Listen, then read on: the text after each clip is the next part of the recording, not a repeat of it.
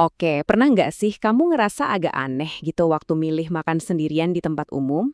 Atau malah sebaliknya, kamu penasaran, kok ada ya orang yang kelihatannya nikmat banget dengan momen itu? Nah, hari ini kita bakal bongkar psikologi yang mengejutkan di baliknya. Dan jawabannya mungkin banget bakal mengubah cara kamu memandang kesendirian selamanya. Pasti sering lihat kan pemandangan kayak gini? Kamu lagi di kafe atau restoran, terus lihat ada orang makan sendirian. Dan refleks pertama di kepala kita apa? Coba?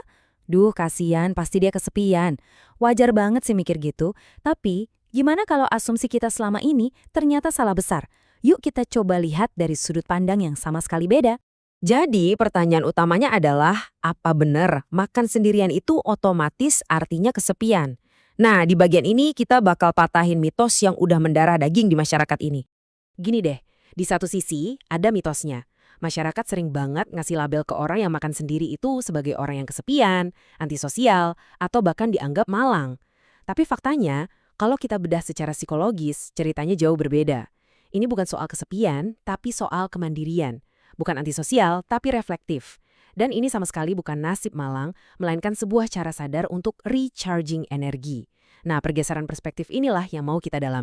Oke, yang perlu kita lulusin dulu nih. Memilih buat makan sendirian itu bukan berarti benci sama orang atau nggak mau sosialisasi.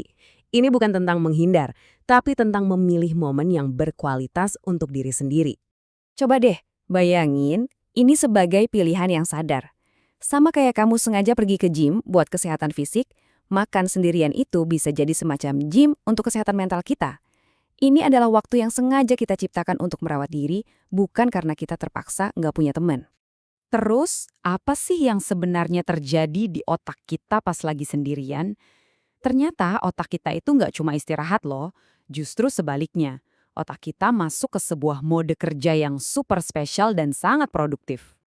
Istilah kerennya itu deep processing. Gini deh, anggap aja otak kita itu kayak kamar yang super berantakan habis ada pesta rame-rame. Nah, deep processing itu adalah momen ketika semua tamu udah pulang dan kita akhirnya punya waktu buat beres-beres, nemuin barang yang hilang, dan nata ulang semua ide yang berserakan. Disinilah biasanya momen-momen aha atau pencerahan itu muncul. Lalu kenapa sih deep processing ini susah banget dilakuin pas kita lagi makan rame-rame? Jawabannya adalah beban pemantauan sosial. Otak kita tuh sibuknya minta ampun. Kita harus baca ekspresi wajah teman, mikirin topik obrolan selanjutnya apa, mastiin cara makan kita nggak aneh. Itu semua tuh kayak ngejalanin puluhan aplikasi sekaligus di belakang layar. Boros baterai mental banget kan? Nah, prosesnya tuh sebenarnya simple, tapi efeknya luar biasa. Pertama, pas kita sendirian, semua beban sosial tadi langsung hilang. Plong! Kedua, ini ngasih ruang buat pikiran kita buat berkelana dengan bebas, tanpa ada yang motong. Dan dari situlah yang ketiga, wawasan baru, ide-ide kreatif dan solusi masalah yang nggak kepikiran sebelumnya mulai mengalir deras. Dan ternyata ya, ini bukan cuman soal cara kerja otak aja. Kebiasaan ini tuh akarnya lebih dalam, yaitu di sebuah sifat psikologis yang kuat banget, namanya kemandirian emosional.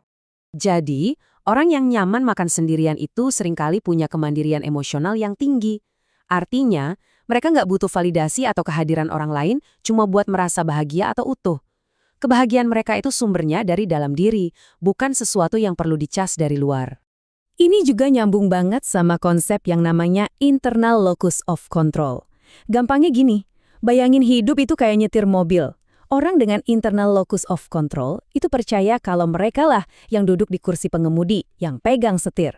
Mereka bukan penumpang pasrah yang cuma bisa ikut aja, dibawa kemana-mana sama keadaan atau opini orang lain. Jadi pada akhirnya, semua ini ngebuktiin satu hal yang simple tapi dalam banget. Kemampuan untuk menikmati waktu sendiri itu bukanlah tanda kelemahan. Justru, itu adalah tanda kecukupan diri dan kekuatan batin yang sesungguhnya. Oke, jadi setelah kita bedah semuanya, gimana dong seharusnya cara kita memandang seseorang yang lagi makan sendirian mulai sekarang? Yuk kita rangkum perspektif baru kita ini. Nah, ini dia nih pergeseran pola pikir yang paling penting. Jangan lagi melihat momen itu sebagai absennya atau nggak adanya orang lain, tapi lihatlah itu sebagai hadirnya diri sendiri. Sebuah momen berharga untuk terhubung secara penuh dengan pikiran dan perasaan kita. Jadi, lain kali kamu lihat ada orang makan sendirian, coba deh pakai kacamata baru ini. Mereka kemungkinan besar bukan lagi kesepian. Bisa jadi mereka lagi recharge baterai mental, lagi mecahin masalah penting di kepala mereka, atau sekedar menikmati momen damai yang langka. Itu adalah pemandangan kekuatan, bukan kesedihan. Dan sebagai penutup, saya mau ninggalin satu pertanyaan buat kamu renungin. Di tengah dunia yang seolah-olah maksa kita buat terus terhubung sama orang lain, kapan terakhir kali kamu benar-benar sengaja ngeluangin waktu hanya untuk diri kamu sendiri?